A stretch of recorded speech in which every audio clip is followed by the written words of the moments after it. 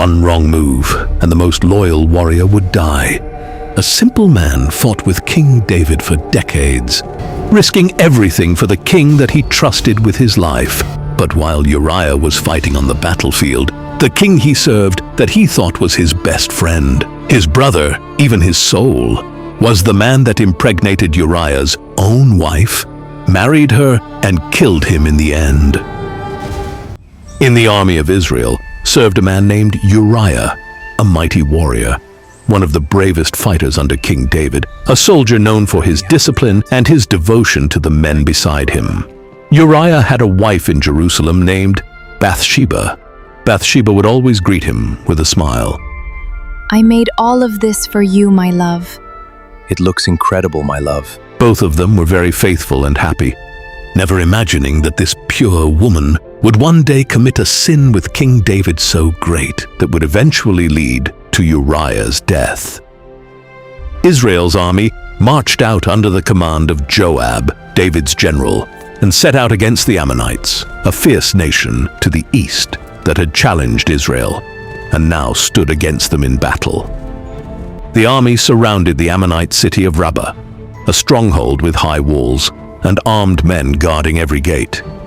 Uriah marched with them, taking his place at the front line, ready to fight. David, the king of Israel, did not go out to war that year. He stayed behind in his palace in Jerusalem. One evening, David rose from his bed and walked out onto the roof of his palace. From there, he looked down and saw a woman bathing with clothes on. She was very beautiful. David sent someone to find out who she was. The answer came back. This was Bathsheba, wife of Uriah. David's messengers led Bathsheba through the streets of Jerusalem and into the royal palace. "The king will see you now," one of the servants said quietly. Bathsheba took a slow breath before stepping inside. The servants left the room right after. The heavy doors closed behind her, leaving only the king and herself in the room. That night, David laid with Bathsheba. When it was over, she left the palace in silence and returned to her home, believing the evening was behind her. Days turned into weeks. Then, one morning, Bathsheba realized something was different. She sent a message to David containing only 3 words: "I am pregnant." At the siege of Rabbah, the army pressed against the walls day after day. Joab positioned his men in ranks around the city, watching for any weakness in its defenses.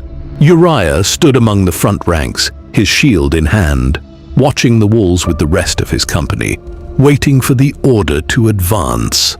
Arrows came down from the towers from time to time, and the soldiers ducked behind their shields and pressed forward when they could, retreating when the fire from above grew too heavy. The siege dragged on, and the men grew used to sleeping in the open fields around the city, eating what rations came to them, keeping watch through the night in shifts, so the camp would never be caught unprepared. It was in the middle of this siege that a rider came from Jerusalem carrying a message from King David. He found Joab and delivered it. David wanted Uriah sent back to the capital at once. Joab called Uriah away from his company and told him the king had summoned him. Uriah handed his shield to another soldier, gathered what he needed for the road, and set out toward Jerusalem, leaving the siege lines behind him, passing through small villages where farmers watched the lone soldier pass, until at last the walls of Jerusalem rose ahead of him. He came to the gates, was recognized by the guards, and made his way up through the city streets to the palace. He was brought before David. The king asked him how the war was going, how Joab was faring, how the men were holding up under the siege. The fighting continues. There have been losses, and the walls of Rabbah still stand. Then David said to him, "Go down to your house and rest." David wanted Uriah to return home and spend the night with his wife, hoping everyone would believe the child Bathsheba was carrying belonged to Uriah instead of him. Uriah left the palace. A gift from the king was sent out after him, but Uriah did not go down to his house.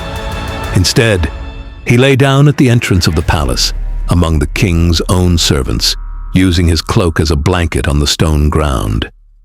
In the morning, David was told, Uriah did not go to his house. You have just come from a long journey. Why didn't you go home? The Ark of the Covenant and the armies of Israel and Judah are camped out in open fields right now, sleeping on the ground. My commander Joab and my brothers in arms have no roof over their heads tonight. How could I go home, eat, drink, and lie with my wife while they suffer out there? As surely as you live and as your soul lives, I will not do such a thing. Stay here one more day. Tomorrow I will send you back to the war. As you wish, my lord. That evening, David invited him to sit and eat at his own table and poured him wine until Uriah was drunk, hoping this would finally send him home. Before we continue, these videos takes hours and hours to make. If you could, please like and subscribe and comment which country you are watching this from. But even so, Uriah did not go to his house.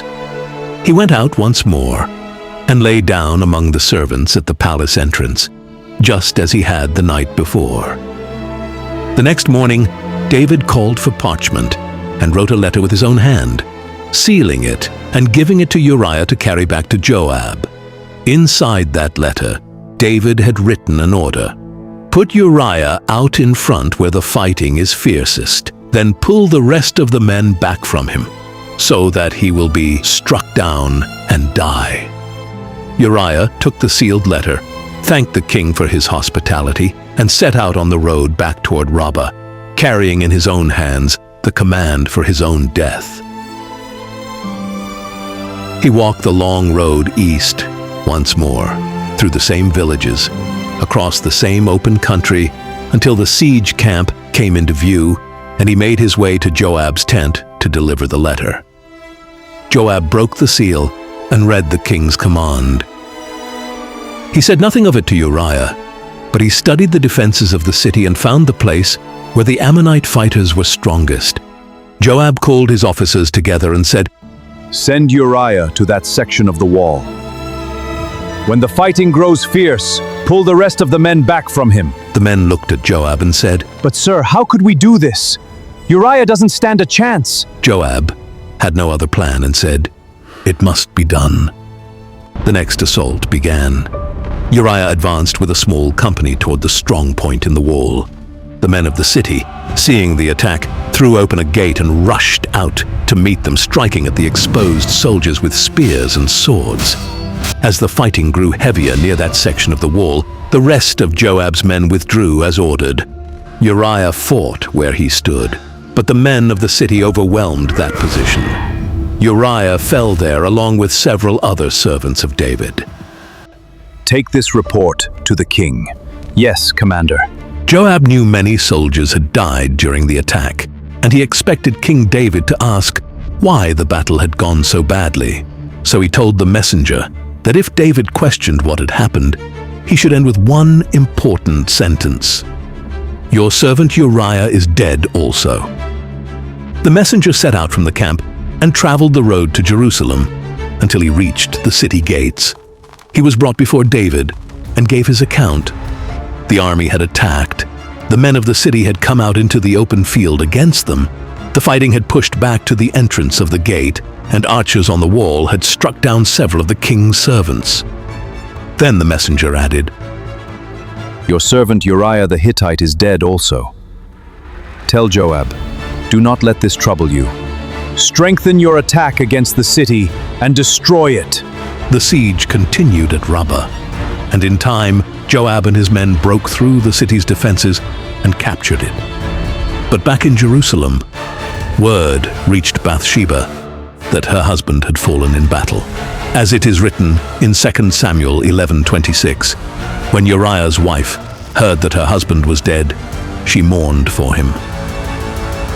When the days of mourning were finished, David sent for her and brought her into his own house, and she became his wife.